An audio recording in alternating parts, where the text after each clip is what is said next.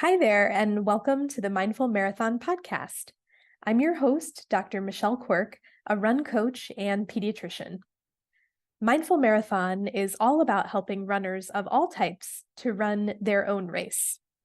Whether you are a seasoned runner or you're just getting started, I want to let you know that you're welcome here and that you're in the right place.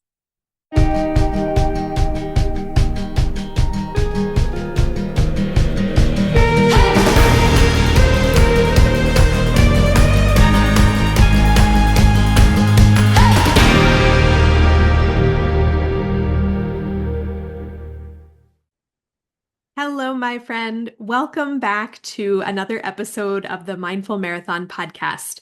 I'm your host, Dr. Michelle Quirk. I am super excited to be in your ears today, and thank you so much for listening.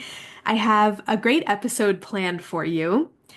To give you the background for this episode, I know that a lot of you are currently either about to run a very important spring race that you've been training for, or you have just completed your spring race, your A race for the spring that you had been training for. And we're about to enter potentially an off season for you.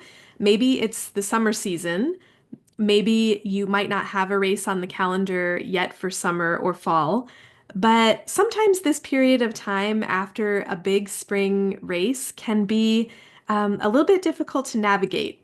There's a lot of feelings that come up, and yeah, we're just going to talk through all of that. And I think to set the scene for you, I want to go back to right after my first marathon and just explore that a little bit. So, I trained for probably about 6 months. If you count the 20 weeks of training and the build for the marathon, plus what came before it in terms of base building, I would say a good 6 months I had trained for it. And I had this amazing, life-changing experience running this race. And when I got back home, I was wanting to tell everyone I knew to go out and run a marathon and it will change your life. And I wanted to shout it from the rooftops. And I had such elation when I crossed that finish line. And really for several days afterward, I think maybe the dopamine and serotonin was still on board for a while, but then there was this crash. And I'm not sure if you guys out there listening have experienced this too, but I felt a little bit lost. Like I had nothing on the calendar run-wise after that marathon. I had planned a period of rest, but I hadn't really thought much past the marathon because it was so much time and so much buildup.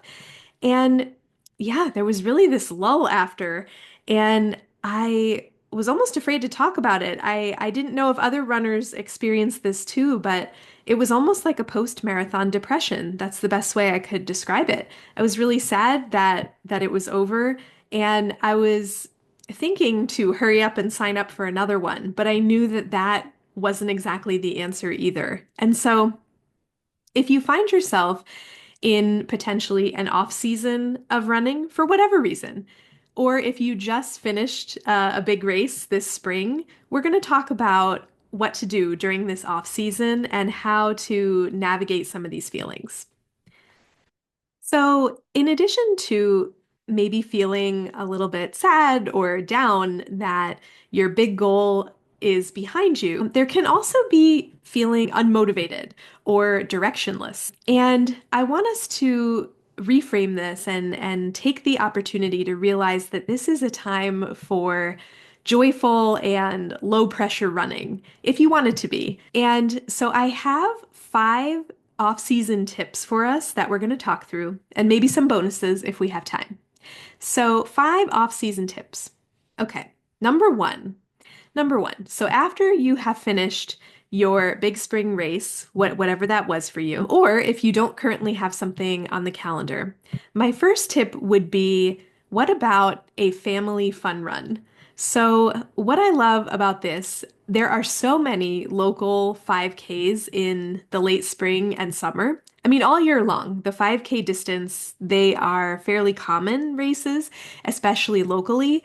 So, it's something that could be low stress because it's easy to get to. You can involve your family, so, partners, kids, cousins, bring them all. This would keep things fun and social and potentially pressure-free. Of course, if you have speed goals and you want to work on your speed for the 5K, by all means, but I'm thinking more of a family fun run, just to remember why you run and remember the joy in running and maybe bring along some other family members along on the ride with you because it's a little bit harder sometimes for kids to take part in longer distance races. So think about a local 5K.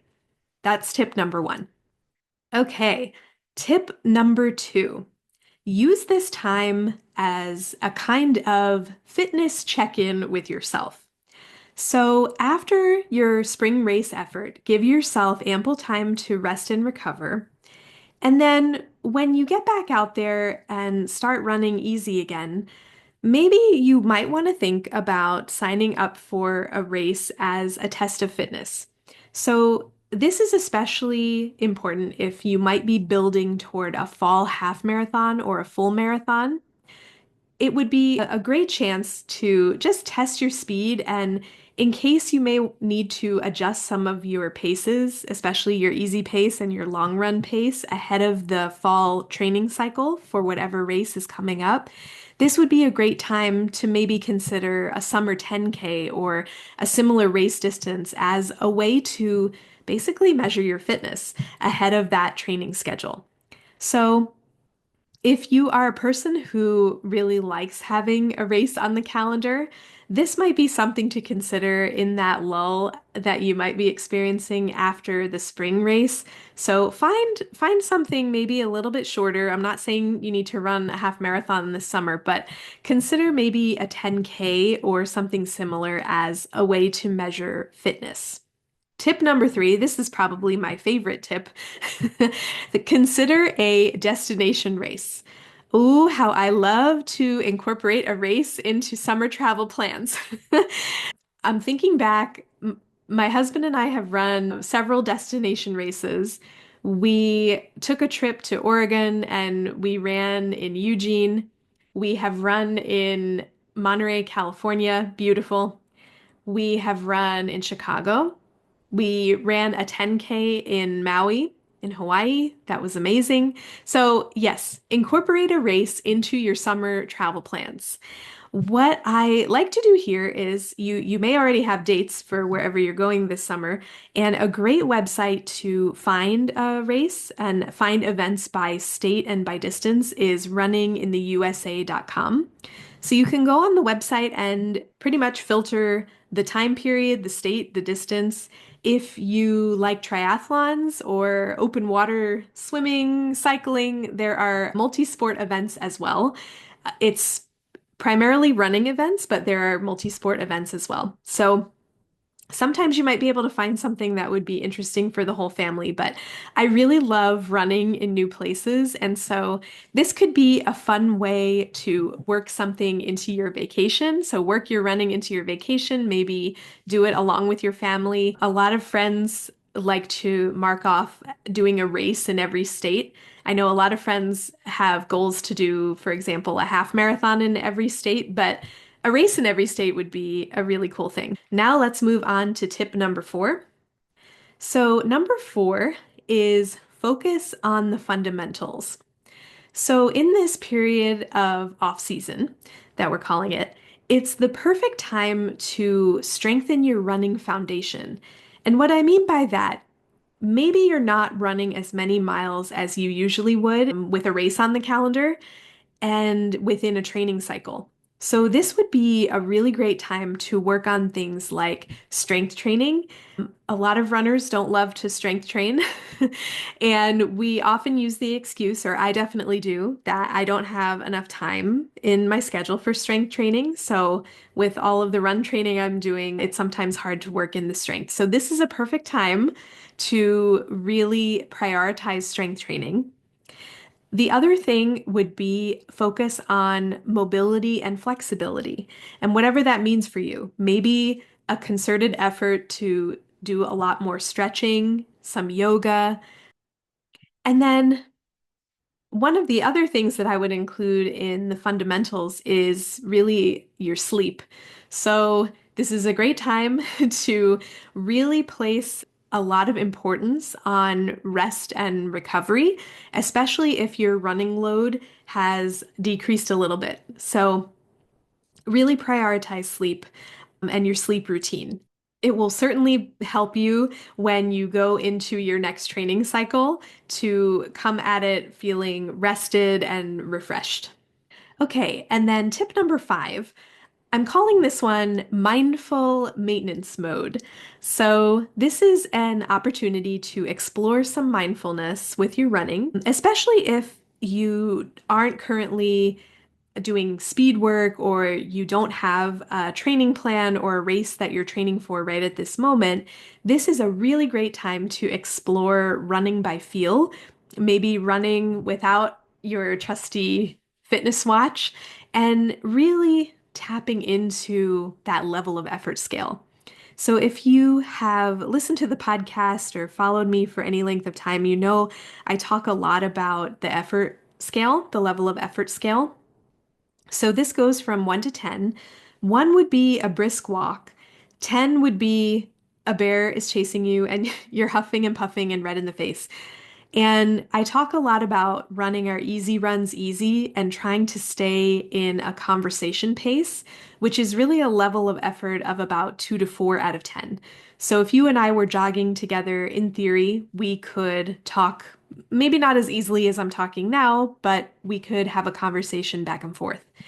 And sometimes when we run with our fitness watch, it's it's hard to not pay attention to the numbers, and it's hard to truly admit to ourselves, are we really running easy? Is my effort level really a 3 out of 10 right now? And so in this off season, this summer, especially with the heat, it might be a great time to just explore running by feel and see what shows up for you, see if you like that. The other thing that I would include here would be exploring new routes. So, this might be a chance to explore some new places to run in your neighborhood or nearby, some new trails. Try running by feel, try running without a watch, explore new routes, reconnect with why you started running in the first place. This is a great time to do that. And then I'm going to give you two bonuses. So, so two bonus tips for the off season. The first one would be set some creative goals for yourself. So if you're someone who loves structure, you could try maybe one new route each week, or reading or learning something new about running, or picking a running book a month to read this summer. But something to tap into your creative side and just, yeah, just to keep things interesting and switch things up a little bit. So creative goal setting. And then the second bonus tip I will give is this is a great time for reflection and reconnection. So, what I would do here is take some quiet time, use journaling, and write down a couple of things. One would be what went well in my last season or during my last training cycle. What did I learn? And then last, what do I want to experience next?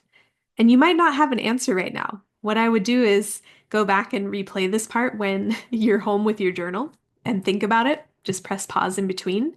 So, what went well in my last season or training cycle? What did I learn? What do I want to experience next? And I think when you sit with it, this is really where mindset shifts and clarity around your goals can really take shape, especially if you're not sure what your running season looks like up ahead and you may not have a summer or a fall race on the calendar, and that's okay. The answers will come. So really take this time to celebrate your celebrate your spring, celebrate your last training cycle, and we'll see what emerges after that. So I think that about does it for our episode today on tips to navigate the off season. I hope that you found it helpful. And again, remember to go back and do some journaling later today once you are home and cozy with your journal and your pen. And so I want to invite you, if you have a fall race up ahead or you're thinking about running a fall race, please get in touch. I would love to help you build toward your next season, whatever that looks like for you. I currently have one-on-one coaching spots available. If you head to the show notes, there is a link there to get in touch with me, or you can just head over to my website and click on the Contact Me button, and you can send me a direct message there. So, thank you again so much for joining me. Really, really grateful to be in your ears today. And I can't wait to see you next week on another episode of the Mindful Marathon podcast. Have a great week and happy training, everybody. Thank you for listening today. If you enjoyed the episode, please share it with a friend. And if you have a moment, please rate and review the podcast so that we can reach and encourage others to tie on their sneakers and join us out there on a run. See you next time.